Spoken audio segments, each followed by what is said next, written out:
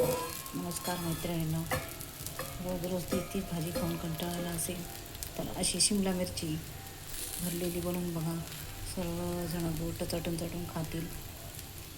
तर प्रथम शिमला मिरची धुवून घ्यायची आहे, धुवून पुसून घ्यायची आहे, म्हणजे देठं काढून. आणि मग त्यात हा मसाला भरायचा आहे. तर शेंगदाणे, खोबरं, लसूण, मीठ, लाल तिखट याचे चटणी बनवून घ्यायची आहे, ती त्याच्यात भरून. आणि मग ते थोडंसं तेल टाकून फ्राय पॅनमध्ये शिमला मिरची टाकायची आहे. आणि थोडा 10 मिनटात ती पूर्ण शिजून जाते. मस्त आपली शिमला मिरची तयार खाण्यासाठी. ते प्रत्येकाने असं बेत असलंच पाहिजे. आणि करून बघा आणि खाऊन बघा. व्हिडिओ आवडला असेल तर लाईक करा, शेअर करा, सबस्क्राईब करा. श्री स्वामी समर्थ.